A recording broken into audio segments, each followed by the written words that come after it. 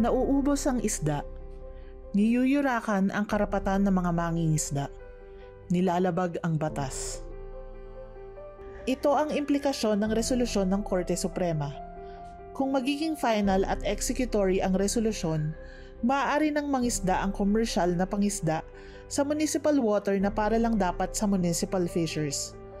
Magiging lehitimo ang illegal na pangingisda ng komersyal na pangisda sa loob ng municipal water. Malinaw ang Local Government Code at Fisheries Code, Republic Act 8550 na inamyendahan ng Republic Act 10654. Ang 15 kilometrong tubig mula sa Pampang ay para lamang sa artesanong mangingisda. Atin ang 15. Nasa 15 kilometro ang mga pangitlugan at tirahan ng mga isda at iba pang marine species na susi para maibalik ang mga masaganang pangisdaan. Makikinabang ang bawat artesanong mangingisda. Lalaki ang mga isda bago pa ito mahuli, kaya't makikinabang din ang komersyal na mangingisda. Para ito sa lahat ng Pilipino. May pag-asa.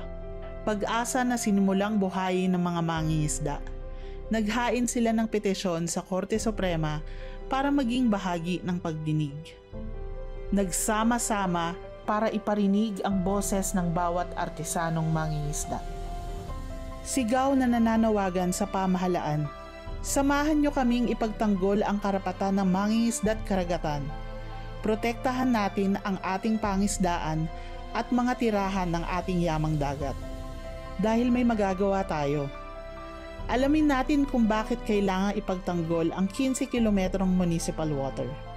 Alamin natin kung paano ito nakaaapekto sa iyong komunidad. Sama-sama tayong kumilos para lumakas ang boses ng mga artesanong mangingisda.